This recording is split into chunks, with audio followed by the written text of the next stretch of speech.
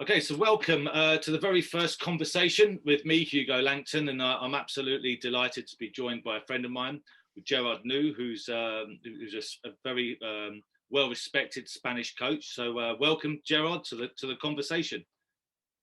Hello, Hugo. It's a pleasure for me to be here with you, chatting now with sharing that conversation with more people rather than our usual talks, more private and in WhatsApp calls. So I'm happy to share it as well with third people. Because it's for those that are watching, you've just finished managing, being a head coach in the Indian Premier League, which would be interesting to talk about in a little bit. But I think it'd be like we start. Should we start briefly at the beginning? And because I know you've worked in many different countries, many different roles, including over here in England, haven't you? So why don't you tell us a little bit about your background to begin with? Well, as you said, I pretty much started my career in England. I was so lucky to be involved with Liverpool FC, first in the academy and after in the first team.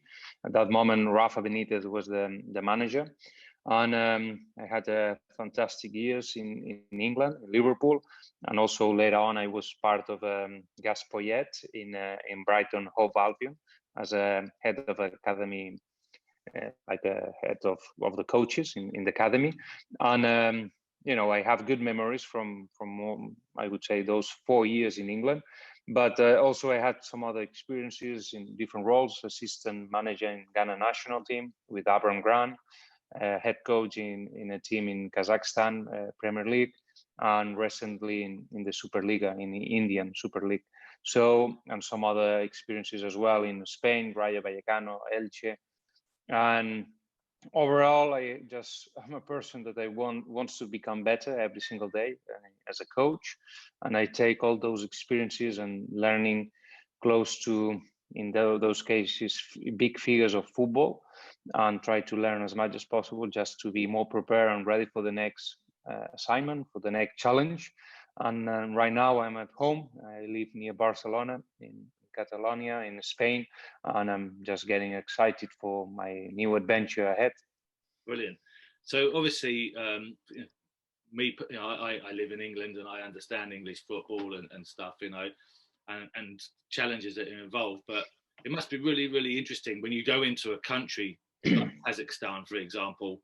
So when you accepted the jobs, for example, in Kazakhstan, did you have what did you know about the country when you went there?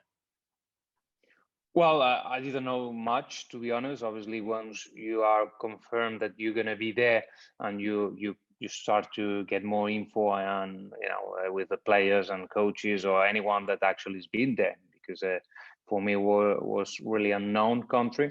And but you're getting more involved to the specifics, which is football, which is the players, which is what they used to be, why they change, why you are the one that's going to be there, or what you think you can bring in, and also what's going to be the best kind of a recipe for that project, for that place. Because no matter sometimes what you have or what you think or what you actually think you can bring in, the important is also what actually that place might require, and that sometimes is a kind of it requires to have a good analysis of the situation, and then put it between that on the table, and then go on and say, okay, that's the timing right now.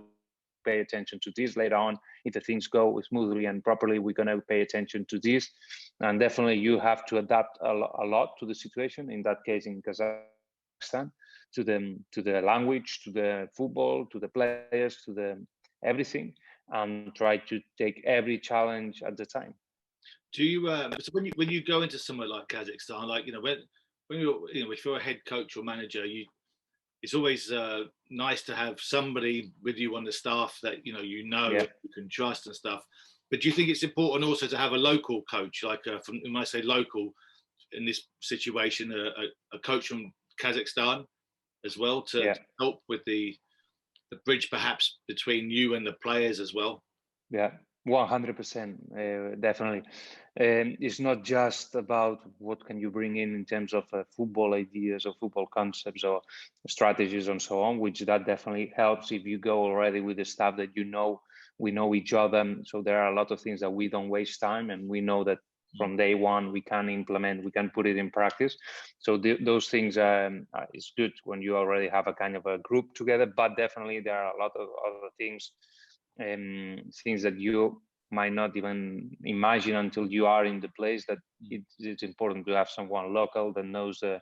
For example, in India right now, we've seen that there is a huge country, huge population, so it's completely different. The guys that are from the north, from the northeast, from the south, and the way they are, the way the kind of small groups into the team, and definitely it happened as well in Ghana or Kazakhstan, depending where they're coming from what village, from they even speak languages, different languages. So there are a lot of things that definitely, if you have a local guy, it's going to help you to avoid problems, to reduce them as much as possible, to be more efficient in all the work.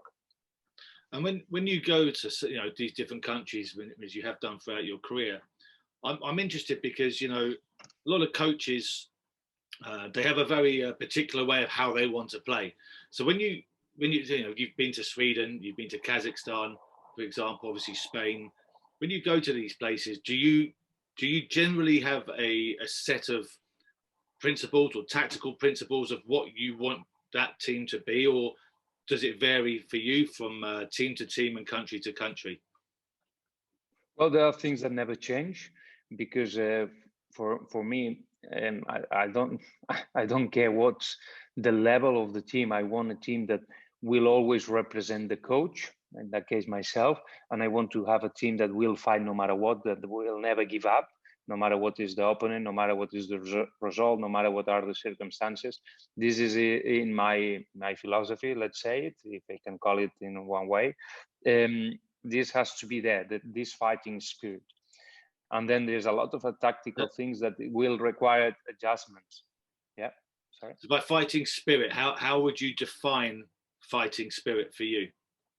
Yeah, I will define like basically a team that will be well organized, will know how to do things. This is more based on organization and having a criteria. But then in those moments that you are in action, you want to be better than the other one. And that means in challenges defensively, I have to be sure this guy will not beat me. In the box, I know that this guy will not score. Or in this chance, I'm going to be the one that will go with the idea to score. Is a 100% mental. I think football nowadays, we became better, or is a bigger knowledge in general about tactics, about nutrition, fitness, and so on. But mental is a part that sometimes we think already we are on top, and not. And definitely we have to create that winning mentality, and this, you don't need to be just better than the others or having better players to have that winning mentality. Winning mentality is not the one that always win, is the one that keeps fighting no matter what, for me. So and with this you win more, actually, if you do that. So really you could describe it as somebody in the 89th minute who's prepared to sprint back and stop a goal, or sprint to try and score, or somebody who will put in a great tackle in the 89th minute, or a wonderful pass in the 80th. They're sort of doing it throughout the whole of the 90 minutes. For me, effort, someone that really cares about it, that's kind of what we try to describe here. If you see someone that never give up, that tries, you give everything in the pitch, what can you say to the players? You cannot say anything. Then sometimes winning, losing, or drawing, it depends on details. There are a lot of things that we cannot control, but I like to see the team doing all the things that we can control, and that's basically collective things, a group of things, a team, like how we're going to play out, how we're going to play, if we play more direct, how we do the transitions. We want to slow it down, we want to do safety passes, we want to play more quick counterattacks, and if we do that, how we do it, we look for a target man, we look to players to the sides, we have guys that can overlap or not. So depending what's the team, you're gonna get the most from it. So that's what I like. That's what I would like to see in all the teams. You know, basically a team well organized with clear ideas, and that's obviously where you see that coaching, but also no matter what, a team that will be there, that will stay structured and knowing what's the best plan, and mentally ready to adapt to the situations, because all the teams, all the games are gonna have moments where you might have more of the possession. There are moments that you're gonna be suffering.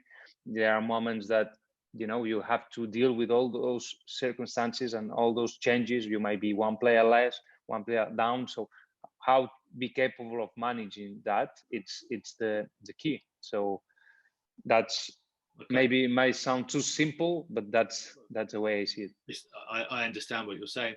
So let's move to your most recent job, which I followed, as you know, with great interest, and you went to the Indian Premier League and you became the head coach of Northeast United. So that must have been an interesting challenge. And so I'm interested now, because when you arrived in India, how much initially, for example, how much recruitment did you have to do, or was it a lot? Yeah. Or well, in that case, there is a rule that the Indian teams they might have, or they can have a maximum of 7 foreign players, and one must be Asian. Australia is included as Asian passport, Asian player. So in that case, we had 6 plus 1, and that one was Fox, which is an Australian player, and that was the main recruitment that as a head coach I basically happens to almost every club. You have to pay attention to those players, and obviously with the net of contacts, it's easier because then you can take players from everywhere.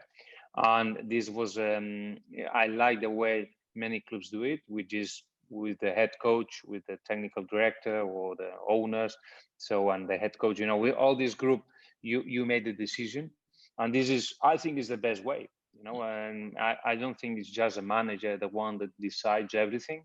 I think it's good when you have this coordinated work, and everything goes, because a team, at the end of the day, a club has to go all together, in the same direction. Yeah. And it has to be starting from the same, from the first day with those important decisions like recruitment. So from a football point of view now, what were the, when you went into India, to Northeast United, what were the main the first challenges that you came up against? Because it's a new country, a different league. Yeah, no, challenges first is understand and getting to know your players. That's the important, getting to know what they are good at and what they have to get better on, and then with the resources, with the facilities that you have, you don't have too much time to lose, especially with the COVID, with the quarantine system. I mean, all this isolation that we had to be through. We had to be 2 weeks, in quarantine. I mean, it was tough for anyone, but try to deal with the situation, try to make them ready and first with different individual programs. And once everybody was out in the pitch, we're trying to get the most from the training sessions. But basically, when you don't have too much time, you have to make it clear what it has to be your team like, what it has to look like. Make a priorities and then try to stick to it. And then individually, you might need to do a lot of individual talks. You might need to do a lot of individual videos. That's the only way, but this definitely takes time. So I think you need to have a criteria in place. You need to have a kind of organization, things that will never change no matter what. But then you need to have this kind of skills, this kind of experience to go through and find out what's the best in every scenario, in every club, in every team, and in every moment. So how much time did you have for pre-season? 2 weeks. 2 weeks. And had the team done anything before you came, or literally from the moment you arrived? Well, it was really tough this year with all the COVID situation. It wasn't ideal, not for us, also for all the teams. It was pretty much the same. Maybe some teams they got 3 weeks, some others 4 weeks, maybe one's even 1 week. It was a kind of a really extreme compared to what we understand as a normal pre-seasons, where you might have around eight. We had also 2 friendly games, and that's usually you might have 6, 7, 8, 9, 10 friendly games before season starts. So definitely was short for all the teams, and also with a big question mark or big worries about the injuries, because many players they were for a long time without activity in their bodies, in the legs. They've been at homes with all this situation that is a worldwide. So it was also a big like, okay, we cannot do like, my concern was we cannot push them too much at the beginning, because if not, we might be in the pitch just ourselves, the coaching staff. So we need to take it as a nice and easy progression, you know. Did it affect your playing style as well? Because something that I've thought of quite a lot, say with my team, I work with, is, you know, like, so if we go back a year, we were in lockdown here in England from March, and I managed to start work with my team in July, I think it was. So a long period of activity with no football, you know, and so like you said, you just do things. You've got to try and build things up gradually. And the interesting thing for me was how I looked at it was, well, normally between seasons in England, you have 8 weeks off. The players go on holiday, that sort of thing, you know, and have a time to recover from the previous season. And then you have a 6-week season. So I looked at it like you have 8 weeks off, and then you come back and have a 6-week pre-season. That's the traditional reference that I looked at. That's right. But we had 16 weeks off, which meant then we needed a 12-week pre-season, which is very, very difficult to do, particularly when the league needs to start at the time. So it certainly affected the way that my playing style, rather than, for example, like saying that, right, I'm going to press high up, to have my team to press high up the pitch. We retreated, closed the middle, and we probably pressed more horizontal than vertical, just so we were doing less running. Yeah. The time came and maybe we could then push it up. So, but you had 2 weeks. Yeah. So did it affect you? So you may have arrived thinking, right, this is how I want to play. This is what I want to do. But so did it affect your playing style thinking at all? To be honest, not too much, because already we thought we wanted to be a team that would be the most important is to be really solid, well organized. And to be honest, to make those kind of high pressing, it from like a high pressing, it requires to have a really fit team, you know, really quick defenders, and also really it has to be well coordinated. And when you have a team with many faces, new coach, the fitness is not going to be great at all. You know, it's going to be probably one of the lowest, especially the first weeks in all the years of the competition, probably for the obvious reasons. So we took it more like from first day, try to be more solid, more compact, good discipline, and then take it from there. You know, but from the beginning, that was also the depending of the team that you have. You know, when you have a team like we had 12 players coming from the second division, 0 players that they were in the national team, Indian national team. So you are in a different position compared to the other teams, you know, and definitely it's not the team with more budget, and definitely when you analyze all these things, you have to come up with a plan that can give you more chances to be competitive in every single game. And that's something that we are proud, because we achieved it. We were 8, as long as I was in charge, we were 8 weeks in the playoff positions. We are the only team that until now have beaten Mumbai City, which is a powerful club in Asia, with a big support, obviously, with the City group. And you know, we've been competitive in every single game, and that's something that I'm really proud of. And then when you are competitive, you can win. Obviously, you can draw, you can lose, but we were really close to win more and more and more. And that's something that no one can disagree, because we definitely had an organization. We had this fighting spirit. We create so many chances in all the games, and then there's about details. There's about things that can make you, achieve or not, the results that you want. Yeah. So I'm just thinking, like you played quite often as well, didn't you? There wasn't a lot of time between games. You were I'm thinking now about you only had a brief pre-season. Obviously, we've got to take the COVID lockdown situation, the time of where players were at home and not playing football. And if you think about it, it's actually maybe quite crazy for a Premier. It's no different, I suppose, to England that all of a sudden it's just a boom, boom, boom, isn't it? Game, game, game. As if it was that's right. Sunday to Sunday, Saturday to Saturday, then at least you've got that week where players can recover and you've got a chance to spend more time on the training ground as well. More so in your situation with your players to keep working on your ideas and what you want from them. So it's difficult. It's difficult. Definitely, it's difficult because then you have to basically recover and just prepare for the next game with not too much time, with a higher risk to get injured. It's not the ideal scenario to really perform. And basically you have to manage all this. For example, one of the players, that important player that we had to to change him in a game that he was doing really well, just for that reason, because you need to think, look, if someone gets injured here or gets injured again, then he might lose all the season, because be 1 month in a tournament like this, it might mean 6 games, 7 games, 8 games. It's crazy. And there are 20 games per season plus playoff. So 20 games is, 6, 7, 8 games. It's almost half of the season. I read, just slightly off topic, I read a very interesting article today about the head coach of Almeria in Spain.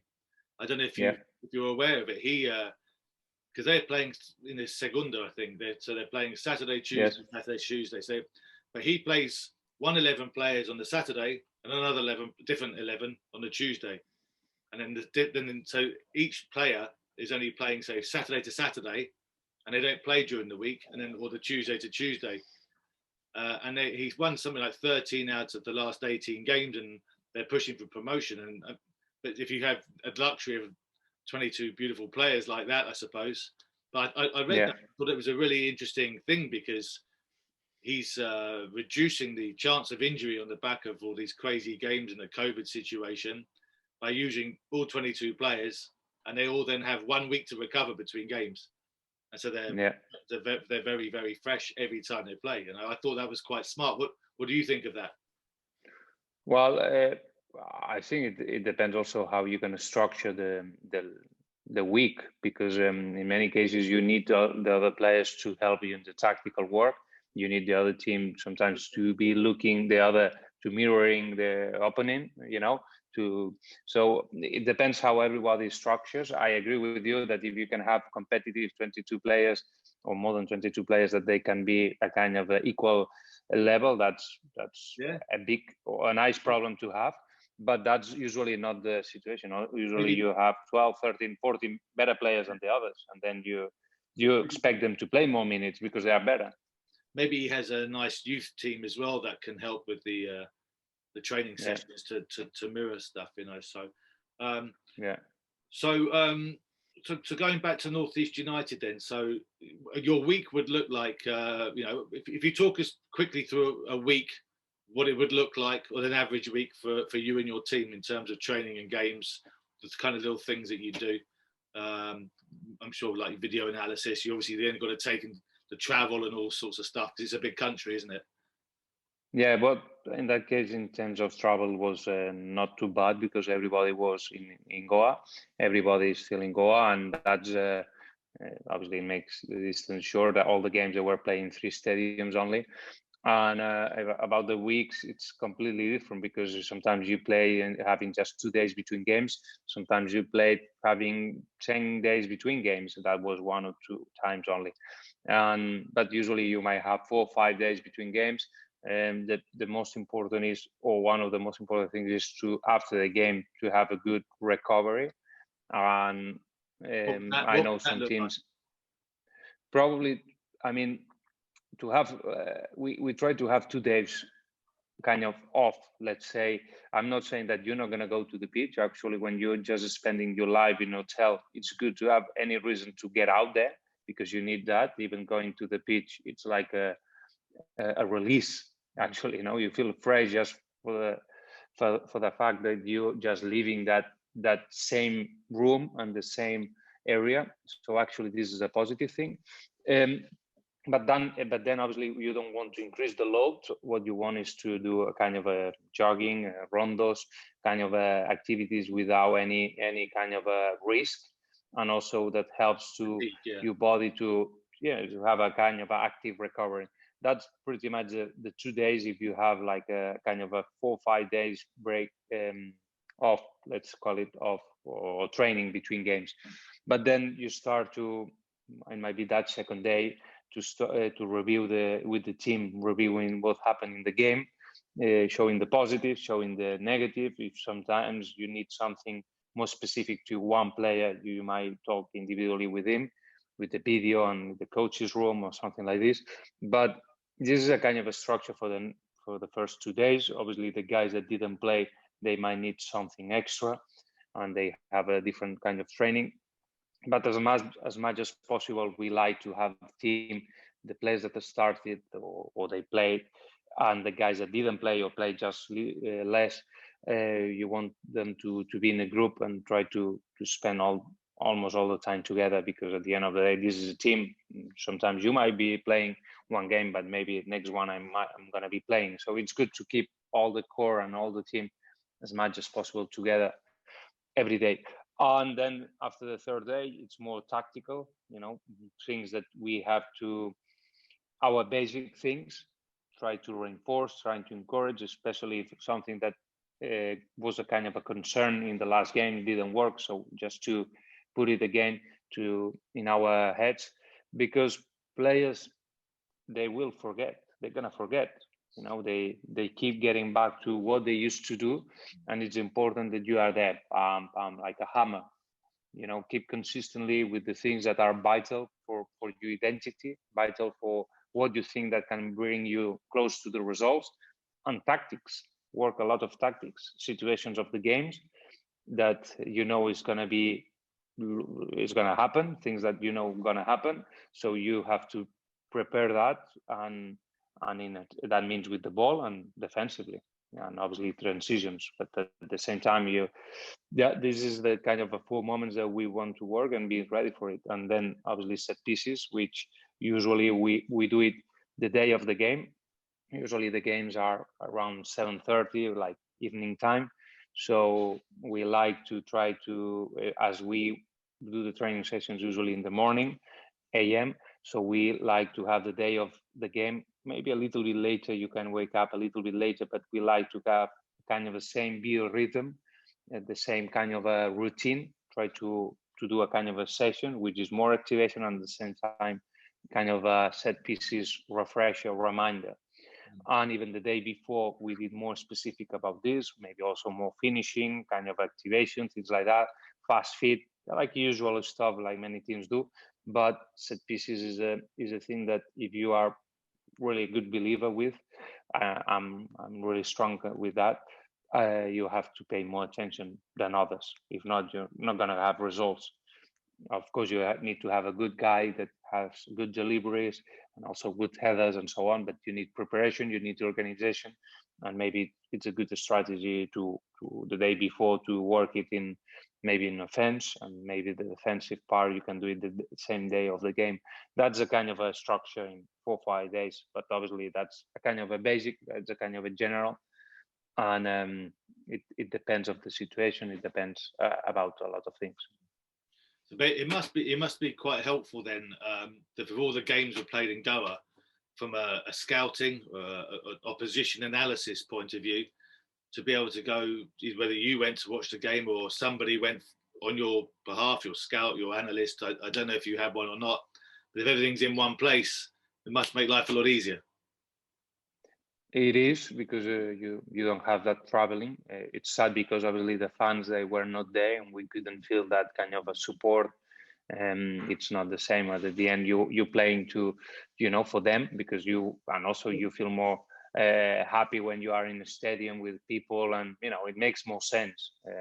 It's when it's empty, it's not the same. But one of the positive things of this situation, which obviously there are not many, but one of the positive things is that the players, they can hear you more, so you can communicate and be more effective during the game. Yeah, because there's less sound, less noise, and then that's something that I believe it's a positive thing. You can bring a lot of energy to the team. You can put kind of a pressure also to the game some moments, and this is one of the positive, let's say. brilliant. My last question for you is, what does the future hold for you? Do you hope? What's your Well, silly question, because yeah. I already know that everyone wants to get straight back into work, but is there anything like, let me rephrase the question.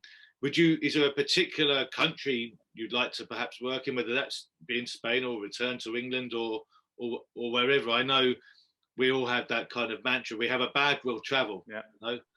But is there anything that in a particular country you'd like to go to or even return to? Yeah. Work. To be honest, I have good memories from pretty much all of them, all the countries that I've been lucky to work or to be involved with football. Probably the best one, and I think 99% of the coaches around the world would say that, would be saying England, because the level of professionalism, the level of that you see the fans and the love for football is huge. The level of support and facilities, you have a lot of things that other countries don't have, and obviously Spain you can have a kind of a similar, but not to that level. And obviously having had already those 4 years in important clubs like Liverpool and Brighton is definitely one of the countries that I would love to get back and try to bring my experiences around the world in there, and try to be in a project that I can help to make it a better place and competitive, and helping the place to develop and so on. But at the same time, I'm not closing myself to any other places. In Africa, when I was with Ghana with Aaron Grant, we were successful. We achieved we lost in the final in 2015, but it was a close one to get the title after so many years. I think Ghanaian people, they deserve to become champions again, and that's been more than 30 years. So we have to, in a way, I would love that. I have that in my somewhere inside me, that I would love to be part again of this country, because it's fantastic, the talent that they have, the huge players that they produce, and as a society, as a country, they need, and I know they're gonna get what they deserve, which is finally get back to to get the trophy back to Accra, and become champions of Africa. But then and again, in India, I had a fantastic experience. I felt a lot of support, even when the time by the owners was, but they decide to finish our contract, when I got a lot of good and positive feedback, because the people appreciate the work that we done. We work a lot. We never gave up. The team was always fighting and close to winning every game, and even in the last game that we draw against a fantastic side like Bengaluru, a massive club. So it was a fantastic performance, that we deserve more to get the 3 point rather than just 1 point. But even that, it was a huge result for a club like us. And I have nothing to regret, and just a lot of positives from all the experiences. Also, when I was in Korea or in Australia or in the States or in Sweden. So I tried to get the most from every situation, and I'm just ready for whatever challenge is next. And I just know that I'm going to bring everything that I have, and I hope it's going to be a successful one. I'm sure it will be, and I have a feeling that you're not going to be sat at home in beautiful Spain for too much longer. When you're home anyway. So, listen, thank you so much for sharing your your thoughts with us and your experience with us. You know, it's been brilliant to talk to you, and you know, we wish you very, very well, and hopefully we can speak again. Sure. Thank you, Hugo, for your time and your interest to contact me. It's been amazing. And anytime we can chat again, it's going to be a pleasure. Thank you.